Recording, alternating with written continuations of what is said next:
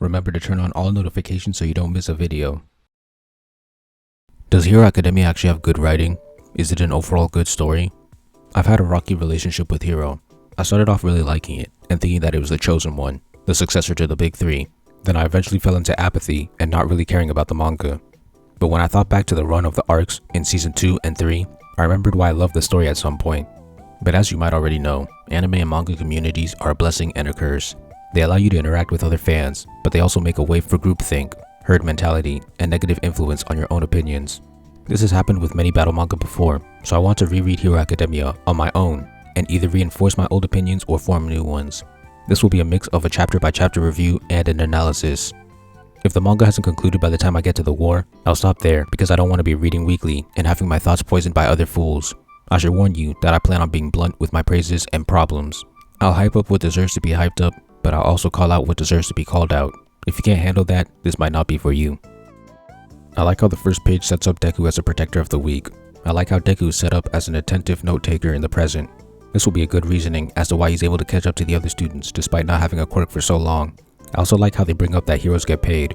Hero Killer Stain will make an issue out of this and it improves his character. There is a small issue that I still have with the heroes. I don't hold this against the story because it never promised otherwise, but I was expecting American comic style superheroes, the ones that have freak accidents and have to balance their hero life with their civilian one, the ones that don't get paid for their heroism and do it out of the goodness of their hearts. Instead, we get the battle manga hero with a superhero skin. One Piece had heroes with a pirate skin, Naruto had a ninja skin, Bleach had a ghost samurai skin, Fairy Tail had a mage skin, etc. All of these heroes are basically the same. Most of them are in a hero organization where they get hero missions. They also have a universal power system and fight against villain organizations. One Piece is the most divergent from this because there isn't a pirate organization. All I'm saying is that I still want an actual superhero manga. Anyway, the classroom scene does a good job at establishing the two main characters' personalities and motivations. Bakugo is really annoying here. Later, he becomes a more entertaining type of annoying and jerk, but right now, he has no charisma. He bullies Deku for seemingly no reason. Then we get the flashback of Deku learning he's quirkless. The scene where he's crying is so emotional. Also, remember that doctor. The art when All Might shows up is phenomenal. One scene and I already love him. His positive and energetic personality mixed with his maturity is so charismatic. I usually hate OP characters, but All Might's personality makes him salvageable. I've talked about this in another video, but I don't rock with the way the theme was executed. Here, Deku asks, "Can someone with a quirk become a hero like you?" End quote. This is basically setting up the idea that a hero can be quirkless, and because All Might never flat out says no, you can't, it feels like that's where the story is headed, but it's not. Deku has to be given a quirk in order to be a hero. There's nothing inherently wrong with this plot point and a bubble, but when you include the fact that the story never acknowledges that you cannot become a hero without a quirk, it feels like the story is trying to have one foot in the door and one foot out. This is exactly why people consider the idea of quirkless Deku as a hero. Apparently, in the current manga, All Might is fighting All for One using just tech and no quirk, but I'll get there when I get there. All Might says, "Be realistic here," but I believe he goes back on that later. I like how the sludge monster plot point ties back into the climax of this mini arc. All Might's secret is another cool plot point. His secret being revealed results in a cool payoff in season 4 of the anime. Deku seeing Bakugo trapped and immediately rushing in still hits hard today, even in the manga. The anime adding the iconic OST makes the slap so much harder. Deku instinctively running in because Bakugo needed help says so much about his values. The line, "You look like you needed saving," is spectacular writing. Everything about the execution in this scene moves me. All Might being inspired to push past his limits because of Deku's actions is so inspirational. I remember why I like this story so much. This is a great climax. The physical stake is the villain using Bakugo. The emotional stake is Deku and Bakugo's relationship. The philosophical stake is limits versus heroism. Bakugo is trapped, Deku is watching someone he knows suffer, and he and All Might are too scared to act. But in quick succession, Deku acts like a hero despite being quirkless. He shows that he cares about Bakugo, and All Might saves the day after surpassing his injury limit. Bakugo remains a detestable jerk when he hates on Deku for saving him. Then All Might says, "You can be a hero." End quote. Before I criticize this scene, I need to praise it. This is immaculate execution. All Might's monologue, Deku's internal monologue, Deku's flashback, the back and forth cuts, Deku crying, and the art all coming together make a breathtaking, moving scene. There's no animation, sound, or color in this manga. I'm simply looking at pictures and reading words, yet they evoke such a powerful reaction. Phenomenal first chapter.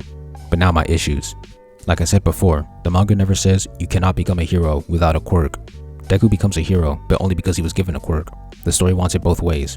The theme of this mini arc is, you can be heroic regardless of your limitations. This is shown by Deku being heroic despite being quirkless, and All Might being heroic despite being sick and having a time limit on his powers. That's the first theme of this manga. All Might's regular form has a neck that is way too long. Also, why does he look like a goblin alien in his regular form? Did he always look like that, or was his injury so bad that it deformed his whole design? Later flashbacks have shown that he didn't always look like that. One for All is introduced as a power that is passed down. There's an easily mendable issue here.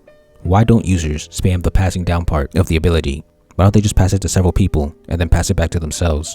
There could have easily been a rule that once you pass it on, you can't receive it again, along with a certain amount of time before you can pass it on. Maybe there are limits and I just missed it, or they haven't been said yet. A small criticism I have is that Deku isn't a charismatic protagonist. Luffy, Naruto, Natsu, and Asta all are. But Deku is a wimpy, unconfident character that only exudes magnetic charm in select scenes.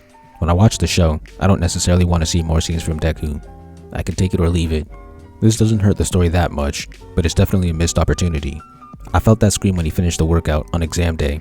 The art is really doing its job. I like how in chapter 3, All Might mentions himself, Endeavor, and Best Jeanist. This shows that Horikoshi planned on them being the top 4, with the exception of Hawks. Ochako and Ida are introduced here. I don't like Ida disrespecting the boy for no reason. Aoyama is also shown in this chapter. Out of all of the future 1A members, they decided to show him. Suspicious. He's not just in the background either. He has lines and we see his quirk. Deku saving Ochako is another one of those super emotional scenes. The author is really in his element in these early chapters. The execution of this scene is amazing, but it's slightly better in the anime. This one only had 4 pages, from build up to climax. The one in chapter 1 had 8. Deku's selflessness is cool though. I like how Ida respects Deku's actions. I also like how One for All comes with major drawbacks. The scene of Ochako asking for Deku to be given some of her points for saving her is so emotional. That combined with All Might's monologue about awarding heroic behavior and the rescue points are so cool. I was actually getting teary-eyed from reading this, and this is happening on a nearly chapterly basis. I love Ochako for this. The theme of this mini arc is, you should help others even at your own expense. That's what Deku does in the climax and he's rewarded for it. That's 2 themes. Easter egg time. In the final rankings, most of the characters are in 1A, but 4th place Ibara, the thorn-hair girl, and 8th place Tetsu are in 1B. How did she rank so high, yet do so poorly in the sports festival? She got pushed out of the ring by Ida, but I'll get there when I get there. Scrub. Ida beefing with Bakugo is entertaining and it fits their characters. The rule follower versus the hotshot. I like how Ida apologizes to Deku. He's been redeemed. Notice how Deku's the one head over heels with uraraka. I hate how that suddenly switches for no reason. She starts liking him and he forgets she exists, but I'll get there when I get there. Bakugo being mad that Deku's been hiding his quirk is a reasonable response that expands into an interesting subplot. Quick side note, I'm realizing that I really love when anime characters occasionally have psychological complexity. The easiest example is applying the 5 stages of grief. Those are denial, anger, bargaining, depression, and acceptance. What made me realize this is one scene in Yu Yu Hakusho.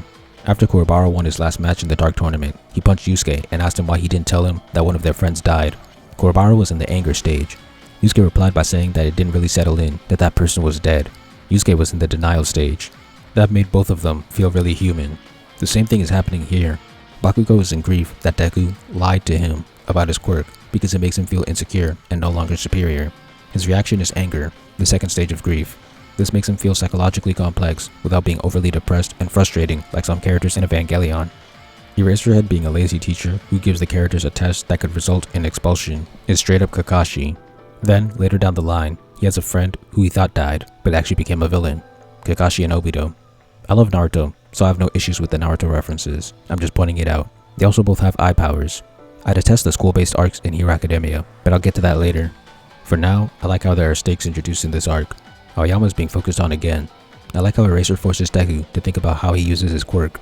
This starts the finger trick that evolves into Delaware Smash. I swear, early Hero Academia had something special. I feel like only this manga could make throwing a ball into such an epic, emotional hype moment. That reminds me, I've seen people try to say that Deku isn't a crybaby. Yeah, that's a lie. I could swear he cried in all 7 chapters so far. Other protagonists only really cry in rare emotional situations, most of the time. Deku cries in almost every slightly emotional situation. Don't get me wrong, as an audience member, the execution of some of these scenes are powerful, but if I were in Deku's shoes, I wouldn't be crying during these moments. Like throwing a ball. How are you seriously gonna cry after that? Apart from deaths, Naruto cried when Iruka, who he thought hated him, defended his honor. Ichigo cried when he thought all of his friends betrayed him. Luffy cried when he met Sabo, someone who he thought had died. All of these are more reasonable reasons to cry. Plus, like I said, Deku cries every other chapter. So is he a crybaby? Yes. Does it hurt the story? Not really. It does slightly lower my respect for him though. Bakugo is a lunatic for trying to attack Deku for having a quirk. A flashback shows that they used to be friends. How'd they go from friends to bullying? Eraser lying about the expulsion was weak. Why? Because it means the stakes never really existed. No one was ever actually in danger. I would have preferred if he changed his mind. This idea was done better in Naruto. There, the characters avoided expulsion after initially failing by showing teamwork against Kakashi's instructions. It was a test and they passed. Then it's revealed that Eraser expelled a bunch of people last year. Very Kakashi-like. His convo with All Might hints that he did change his mind, which is better, but then they should have just gone with that from the start. I like Ochako putting a positive spin on the name Deku. It's like the N-word. Her extreme positivity makes her very likable. The theme of this arc is work smart. This is shown by Deku having to use his quirk wisely to pass. Working smart is rewarded by not being expelled. That's 3 themes. That's the end of part 1 of My Hero Academia retrospective. There's a lot of solid writing here, but I'll save my overarching review for the end of season 1.